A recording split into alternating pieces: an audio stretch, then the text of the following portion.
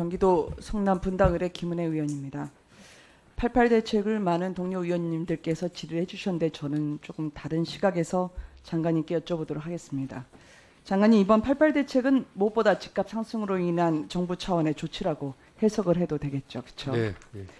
그 서울 아파트는 그 올해와 내년에 입주 물량 그래도 아직은 공급이 부족하지는 않죠. 네, 그런데 이제 비아파트 부분에 있어서 공급 애로사항이 그러게요. 발생하고 있습니다. 지난 7월에도 정부 추산 아파트 입주 물량이 충분하다고 말씀을 하셨는데 장관님 말씀이 맞다면 공급은 충분한데 왜 집값은 오를까요? 아까 말씀드린 것처럼 이제 비아파트 부분에서 공급 차질이 발생하면서 중장기적인 공급 애로에 대한 그 불안 심리가 있고요. 그다음에 뭐 금리 인하 기대감 이런 것들이 지금 많이 작용하고 있는 것 같습니다. 사실 저금리나 과잉 유동성은 이제 장관님은 좀 억울하신 부분이 있겠죠. 어차피 기재부 총괄로 하게 되니까. 다만 저는 이걸 짚어보도록 하고 싶습니다. 서울 아파트 입주 물량이 이게 장관님 말씀하신 아닌 지난 2년의 물량을 보면 34,000, 27,000 전년보다 30% 이상 줄었습니다. 어떤 이유를 대든.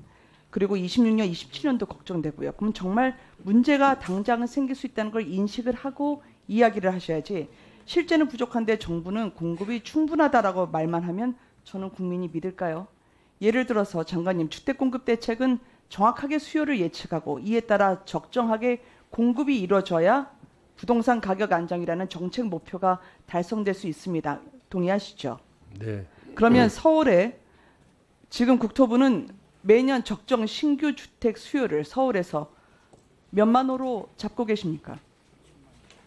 7만 호 정도가 서울 시내에 대책이라고 보고요. 그래서 아파트의 그 입주 물량에 있어서는 24년, 25년의 경우가 예년 평균 수준은 유지한다라고 지금 판단을 하고 있습니다. 그런데 다만 26년 이후에 대해서는 지금 현재 예단할 수가 없다 이런 자료를 가지고 있습니다. 저는 지금 수요를 여쭤봤는데요. 수요 예측을 하신 거예요? 공급 말고요. 수요는 그거는 상당히 가변적인 거라서 네. 뭐 예측이라는 게 정확하게 기계적으로 나오고 그 숫자를 가지고 이야기하기가 굉장히 어렵습니다. 수요라는 건 아시다시피 기본적인 인구라든지 이런 부분에 대한 수요가 있고 또 뭐 투자 수요도 발생하기 때문에 예, 알겠습니다. 네. 수요 예측 좀 이따 말씀을 드릴게요. 장관님, 문재인 정부에서 발표한 주택 공급 대책이 여러 번 있었습니다. 그때 제시한 목표가 얼마나 달성됐는지 점검을 하셨나요? 뭐 점검했습니다. 예. 아, 그래요? 어떻게 몇 퍼센트나 달성이 됐습니까? 심지어 전 정부에서 공급 쇼크 수준이라고까지 해서 단순 집계만 하면 100만 호, 200만 호 육박합니다. 물론 아까 로드맵은 로드맵뿐이라고 하셨지만 그 뒤에는 공급 확대 방안이 제시됐고요. 얼마나 달성이 됐습니까? 제시한 만큼의 성과는 없었던 것으로 그렇게 판단하고 있습니다.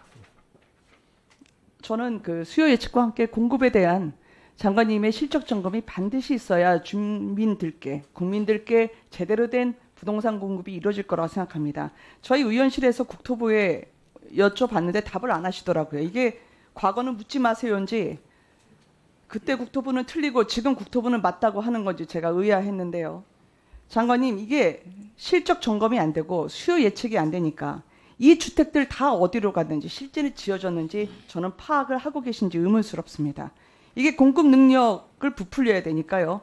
지금 뒤에 많은 분들 앉아 계시지만 산하기관 마른 수건 쥐어짜서 실적 또 숫자 발표해야 하고 그리고 발표만큼 공급이 안 되면 국민들 사이에 불안의 요소가 되고 공급과 수요가 미스매치가 되니까 집값이 오를 수밖에 없고 가뜩이나 저금리, 과잉 유동성이 겹치는 겁니다. 저는 수요를 알아야 주택이 많다, 적다 이야기하실 수 있는 거지 수요를 모르시는데 이게 공급이 충분하다, 부족하다 말씀하시면 안 된다고 생각합니다. 따라서 국민들은 근거 없는 희망보다는 근거가 있는 사실을 원하고 있습니다.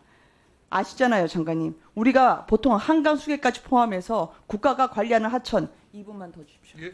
국가가 관리하는 하천에 매일 수백만 톤의 물을 계속 저희가 공급을 하는 것처럼 국토부가 지금 할 일은 이게 집값이 급등했다가지고 놀라가지고 있는 카드 다 던지는 게 아니라 우리 공급 능력이 객관적으로 이렇다라는 걸 인정을 하고 그러면 매년 우리가 지어줄 수 있는 공급 능력이 얼마 정도 되려고 차분하게 그것을 얘기하는 게 맞지. 여기서 적정 수요 만약에 실적 점검에 대해서 자신이 없으시다. 그럼 저희 의원실에서 도와드릴게요. 전문가와 함께 이제는 저는 국토부가 주택 정책을 세우실 때 스탠스를 바꾸셔야 된다고 생각합니다.